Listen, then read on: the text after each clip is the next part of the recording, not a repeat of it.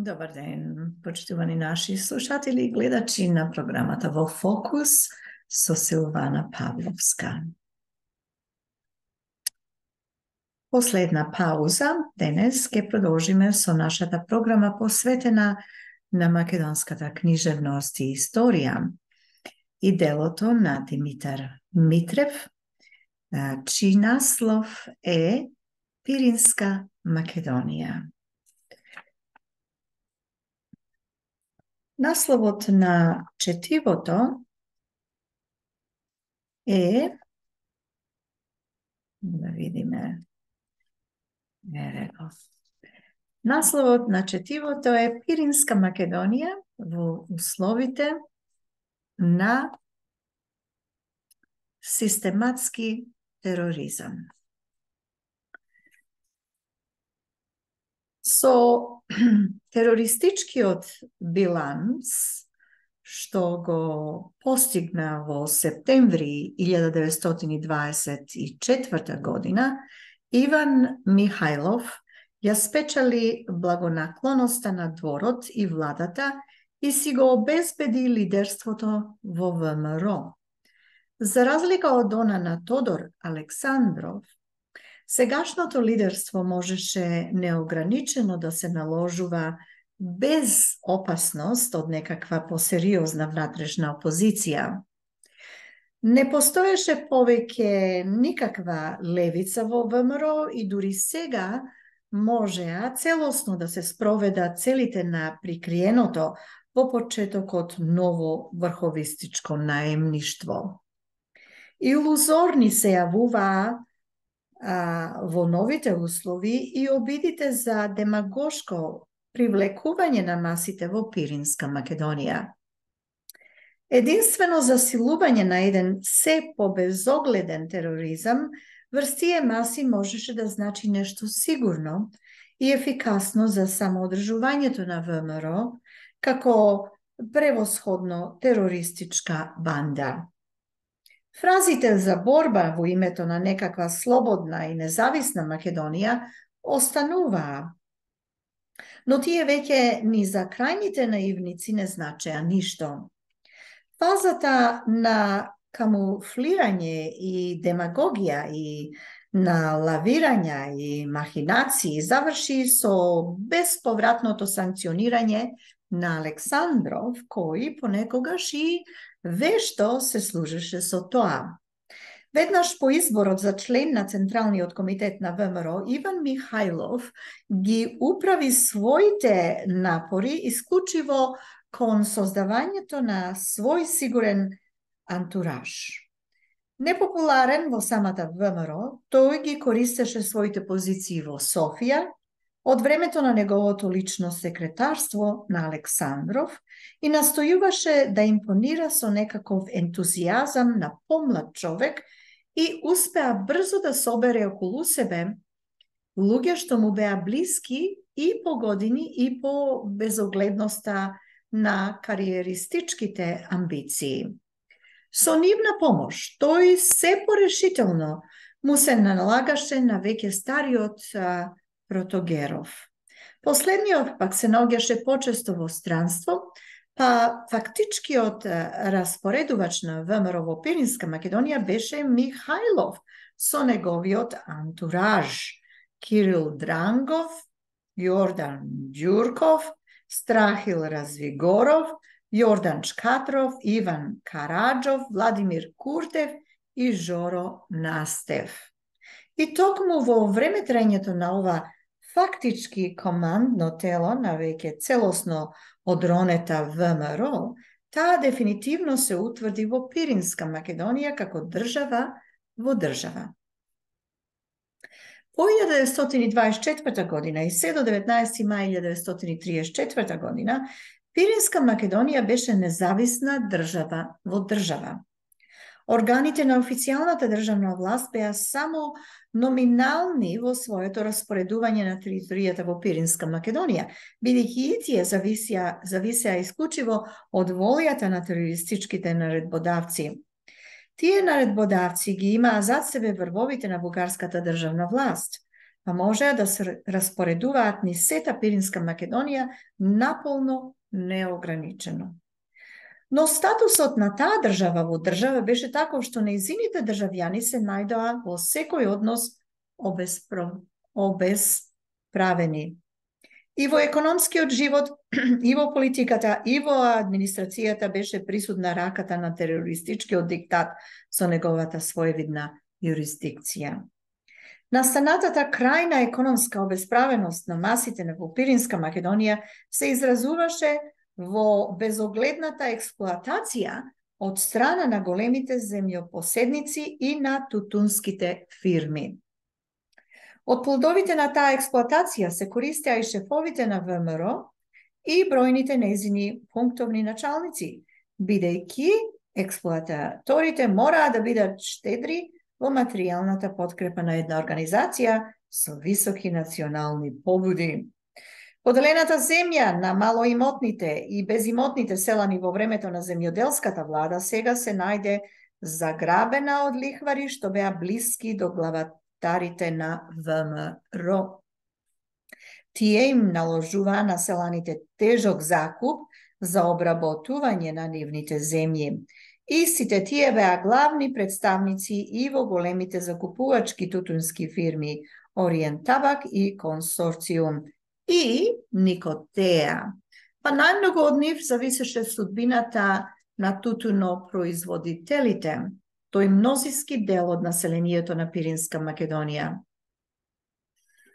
Сето закупувачко право на суровите тутуни беше концентрирано во рацете на експлоататорските фирми, каде што прв збор имаа и некои пунктовни началници.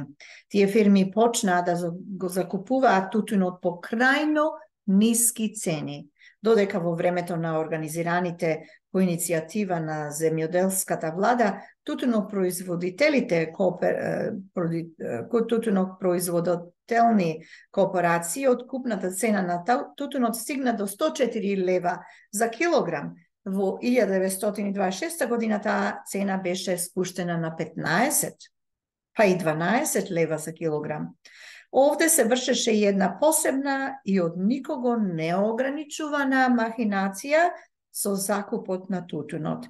Пред да го започнат закупувањето на тутунот, експортерските фирми се картелираа и ја определуваа цената што им беше најрентабилна и која обично беше со 50 до 60% пониска од вистинската пазарна цена.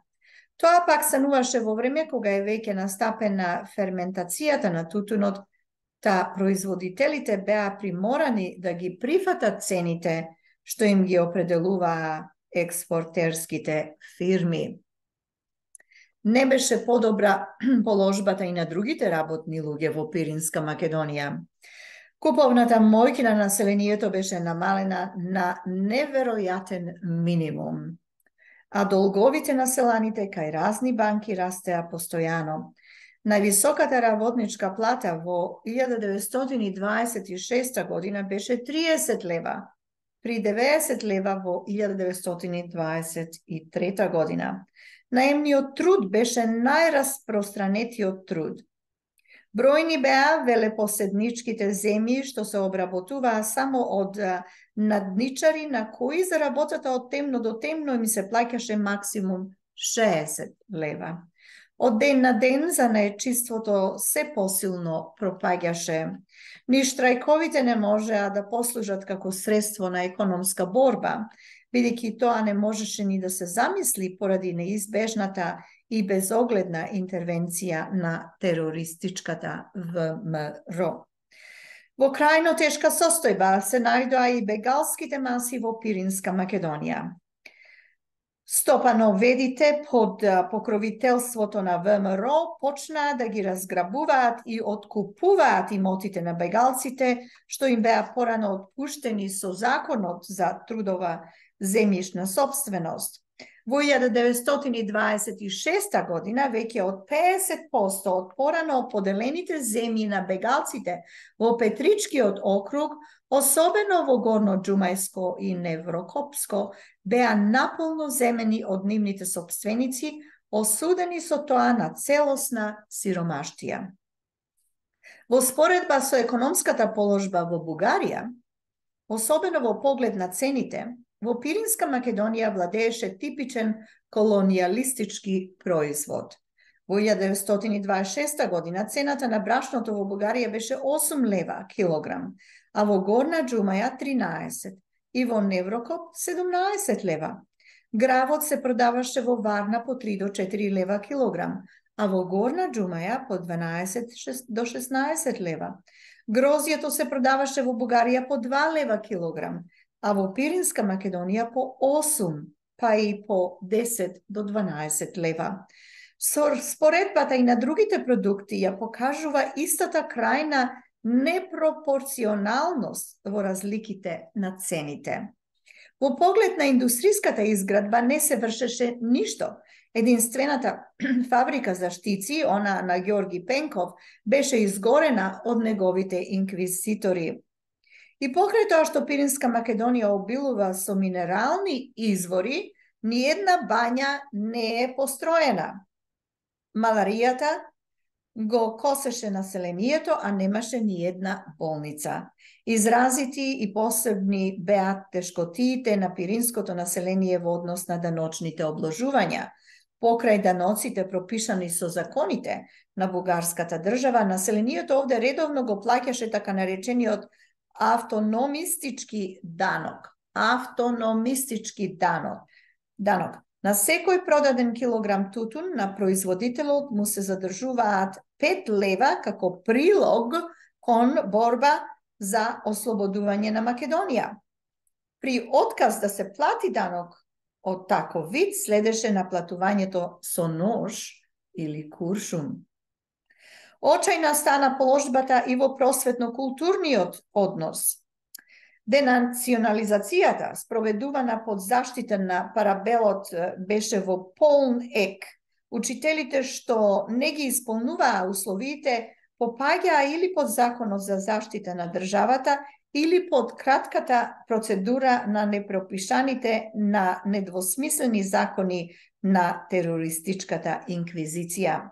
Младината присилно се запишуваше во така наречениот Македонски младински сојуз, чија главна активност беше во величењето на младиот предводник на ВМРО и во врбувањето на млади терористички кадри. Можностите за некаква легална политичка дејност, која би била поинаква од онаа на пропагандистите на ВМРО, беа една потполна пародија. Политичките партии постоја само номинално, бидејќи не им се дозволуваше да истакнуваат своји кандидати во општинските или парламентарните избори. Објасненијата што ги дава спроводниците на таа забрана се изразуваа во тоа дека народот овде не требало да си ги губи силите во меѓусебни партиски борби, бидејќи тие сили, како и неговата еднодушност, му биле потребни во борбата за утрешната слобода и независна Македонија. И на народот не му остануваше ништо друго освен согласање преку пароли испишани на гласачките ливчина да ја изразува својата слободна волја. А со малобројните важечки гласови за општински советници се избраа кандидати што беа претходни терористички избраници. За пратеници во парламентот се кандидатираа и избираа исклучитиво врховистички авторитети од врвовите на емиграцијата или од редот на местните видни сподвижници на ВМРО, како Константин Станишев, Ѓорги Кулишев, Коста Николов, Петар Мрмев, Сребрен Попетров, Васил Василев, Стојан Филипов и други. Одземањето на секакво право на избирачите за истакнување на своји кандидати во изборите и непостоењето на можноста да избираат помеѓу неколку кандидати представуваше во Пиринска Македонија чин на целосно узурпирање на најелементарното демократско право. Во тој однос и во споредба со другите два дела на Македонија од тоа време, значи периодот 1924 24 до 28, тоа беше една посебна, специфично тешка положба на политичко обесправување на масите. И во Вардарска и во Егејска Македонија во овој временски период македонските маси, ако не можеа да истакнуваат своји кандидати, имаа можност да гласаат за кандидати на републиканските и полевите партии. Овде беше во посебно тешки услови поставено и действувањето на Комунистичката партија. БКП во тоа време беше во фаза на полна нелегалност, но во Пиринска Македонија условите за незиното конспиративно действување, за разлика од оние во Бугарија, беа далеку потешки. Мрежата на ВМРО беше распространета и до последното пиринско село, следејќи го движењето на секој поединец, та можеше полесно да ја открие и најаве што организира конспирацијата. И не само тоа, додека фатените од полицијата, нелегални комунистички дејци во Бугарија беа исправени пред редовните судови и имаа право на правна заштита, овде најчести беа кратките процедури на бандитското правосудство. Од 1924 до 19. мај 1934 година, пратениците од Пиринска Македонија во бугарскиот парламент беа групирани како посебна македонска парламентарна група. Македонството на таа група се изразуваше како ноторно македонско предавство со незиното безрезервно подржување на најрекреационите бугарски влади поради нивниот сосема нескриен реваншизам во поглед на националните идеали. Посигурен подржник во парламентот тие влади немаа и не можеа да имат. Буржуазиските влади се менуваа, но не се менуваше константната провладина политика на пиринските избраници. Секое владино мнозинство во парламентот во случај на криза се крепеше врз гласовите на македонските парламентарци. Тие беа посебно ефикасни во гласањето на законите за проследување на Комунистичката партија. Во истакнувањето пак на македонското прашање во знакот на бугарска национална преокупација, ставот на безусловно послушните и безогледно кариеристички пирински царедворци беше повелико бугарски од оној на владините парламентарци што имаа бугарска народност. Членовите на македонската парламентарна група, заедно со уште неколку испробани великобугарски гласноговорници од македонско потекло, имаа решавачко влијание и во раководствата на легалните емигрантски организации, како и Линденската, Македонскиот младински сојуз, Студентското друштво Вардар и други. Од посебно значење беше нивното целосно влијание во Македонскиот национален комитет на емигрантските братства.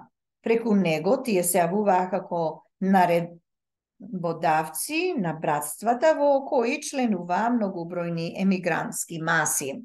И бидејќи овој комитет не беше ништо друго освен легална експозитура на терористичката банда во Пиринска Македонија, не можеше да биде поинаку и неговото наредбодавство, да ги држи братствата во послушност спрема револуционерите од Пирин, планина. Со своите печатни органи и особено со Весникот Македонија, Македонскиот национален комитет ја држеше в раце првата виолина на великобугарската пропаганда и ја славословеше патриотската мисија на бандитската ВМРО. Доколку пак одделни емигрантски братства имаа опозиционерни раководства по однос на МНК, тие раководства беа растурени или се повикуваа на пасивност со аргументи што беа достатно познати. Откако целосно се наложија во раководствата на емигрантските организации во Бугарија, главатарите на терористичката банда во Пиринска Македонија решија да го прострат своето влијание и врз организациите на бројната македонска имиграција во Канада и Америка. Во 1925 и 26 година таму беа пуштени агитатори со способност кон екзалтирани фразирања за борбите што ги води ВМРО во поробена Македонија, за големите подвизи, но и за големите жртви на борците за ослободувањето на татковината, за консолидирањето на ослободителното движење, откако Иван Михајлов влегол во составот на Централниот комитет.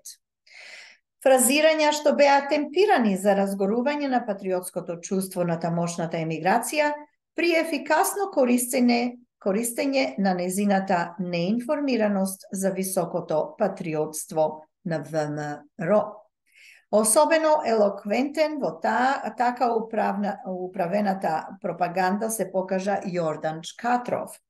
Тој беше главниот иницијатор на создавањето на македонските политички организации во Канада и Америка и на појавата на нивниот орган, весникот Македонска трибуна. И немалку тамошни емигранти, водени од вистински патриотски побуди, влегоа во МПО и се претплатуваа на Македонската трибуна, верувајќи дека со тоа го подкрепуваат ослободителното тело во поробената татковина. Нивниот патриотизам беше штедро искористен и за уште поизразита материјална помош на борците од ВМРО. И уште со формирањето на МПО беше воведен данокот за ослободувањето на Македонија. Овој пак данок беше далеку поголем од вкупниот износ од овој во Пиринска Македонија. Паралелно со тоа беше воведено и повременото собирање на бројни доброволни прилози. Така, собраната огромна валута им овозможи на шефовите на ВМРО да ја простат својата надворешна пропагандна активност и во западноевропските земји. Завршувајќи ја својата прекуокеанска мисија, Јордан Чкатров не штедеше средства за своите информативно-пропагандни контакти со западноевропски политичари, врбувајќи ги за каузата на македонското ослободително дело. Со такви контакти и со вештината на професионален дипломат се пројави и стариот врховистички царедворец Тома Карајовов, кој беше главниот советодавец на Михајлов. Голема турнеја низ Западна Европа презеде во 1927 година и самиот главен шеф Иван Михајлов. Тогаш почна и излегувањето на весникот Ла Маседони во Женева како неофицијален надворешен орган на ВМРО и како трибина на великобугарски аспирации спрема Македонија. Лидерите на македонската левица во странство сторија многу од своја страна за информирањето на светската јавност околу заблудите што ги ширеа пропагандистите на ВМРО при вршењето на нивните дипломатски, во наводници, мисии. Весниците Балканска федерација и Македонско дело, кои излегуваа во странство, публикуваа бројни статии, дописки и факсимили што документирано докажуваа дека не може да се означува како револуционерна организација една банда што држи дел од македонскиот народ во состојба на целосно тероризирање.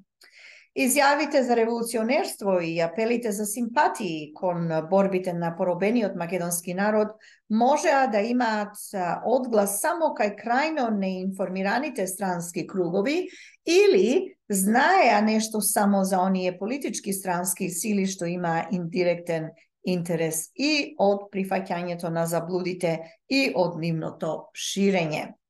Во секој број на двата споменати весника беа објавувани автентични материјали што ја прикажуваа неподносливата состојба во Пиринска Македонија. Додека другите два дела на Македонија знаат само за еден потисник и денационализатор, официјалниот режим и само повремено страдаат од последиците на атентаторите, тоест атентатите што ги вршеа испраќаните по заповед на центарот во Пиринска Македонија, терористи, овој дел на Македонија ја трпеше денационализацијата на официјалниот бугарски режим и безогледната тиранија на дефинитивно бандитизираната ВМРО. Една дописка од Пиринска Македонија, објавена во македонско дело од 25 септември 1925 година, со потресна сликовитост ја разоткриваше вистината за онаа стравотна состојба на држава во држава. Дописката почнува со зборовите што беа единствено адекватни за трагичната пиринска психоза. Цитирам: убиства, убиства, убиства, ете ги весите. Што со една точна и постојана последователност секојдневно пристигаат оттаму и што тераат на секој чесен човек да му се наежави кожата. Крај на цитатот. Веднаш потоа следи, цитатот почнува пак: ние немаме затвори, ние ги убиваме сите што не се со нас. Крај на цитатот. Такви се циничните изјави на овој грст психопати и тие со ревноста на садисти ги применуваат тие своји изјави. Цитирам: нема населено место, нема род во Петричкиот округ што не и платил данок на таа смртоносна епидемија. Нема семејство кое не оплакува знаен и незнаен гроб на некој свој близок. Крај на цитат. Конкретизирајќи ги тие потресни вистини, дописката изнесува бројки што откриваат грозни злосторства. Цитирам: по масовните убиства и апсења пред 3-4 месеци во Неврокопско, кои завршија со околу 80 стрелани и обесени и со околу 250 души притворени и интернирани, по извршените одделни убиства низ целиот округ, најновиот ужас во овој несреќен крај е избивањето на 26 души граѓани и селани во Горна Џумаја спроти Конгресот на Македонската младинска организација во истиот град. Крај на цитатот. Зборовите со кои завршува дописката действуваат како лаконска, но потресно вистинита определба на целосно трагична пиринска положба. Цитирам: убиства, мизерија и глад. Ете ја положбата на Македонија под бугарска власт. Крај на цитатот. Поради својата хумана и патриотска дејност во заштита на сопствениот народ, кој се најде потиснати од своји сопствени предавници, македонската левица во странство самата се најде под ударите на терористички наемници. Европската јавност имаше можност на својот сопствен терен да се увери во вистинското револуционерство на бандитската ВМРО. И пак во текот на една година, 1925, беа убиени Петар Чаулев во Милано, Тодор Паница во Виена и бившиот земјоделски министер доктор Рајко Даскалов во Прага. Прогресивната и демократска европска јавност, побудена во своето чувство на хуманост, праведност и вистинитост, беше одвратена од злочините на Михаил Ристичкиот бандитизам. Големиот француски писател Андри Барбис тогаш објави во Балканска федерација специјален оглед за смелите достоинства на убиениот македонски револуционер Тодор Паница. Светската лига за заштита на правата на човекот и граѓанинот со седиште во Париз испрати апел до Друштвото на народите во Женева за преземање на решителни интервенции пред бугарската влада, која ги покровителствуваше убиците од ВМРО. Истата лига и други хумани меѓународни организации упатуваа бројни остри протести до бугарската влада, барејќи го нејзиниот отказ од покровителството на овој нечуен тероризам што го рушеше угледот на Бугарија како правна држава. Но ни апелите, ни протестите ништо не изначеа на бугарската влада. Таа, особено дворот, има директна потреба од едно токму такво дејствување на ВМРО. Дворот и владата ги користеа терористите на ВМРО за најефикасно ослободување од своите најопасни политички противници. И никаква тешкотија не представуваше тие противници да бидат објавени од ВМРО како национални предавници и да ја добијат како такви незината смртна пресуда. Така беше покосен животот на водачот на левите земјоделци Петко Д. Петков, таква беше смртта на доктор Никола Ганадиев, бивш министер и лидер на Стамболовистичката либерална партија, така загина секретарот на Работничката партија и комунистички народен пратеник Петко Напетов. По тешки инквизиции беше ликвидиран објавениот за српски шпион виден звенарски приврзаник полковникот Јордан Маринополски, за да не завршат поинаку и други видни бугарски опозициони политичари. Најперфидното пак во така инспирираните бујства се изразуваше во официјалните изјави дека тоа не се политички убиства, туку казнени санкции што ги презема нелегалната ВМРО по силата на своето собствено законодавство, кое пак нема ништо општо со законите на бугарската држава.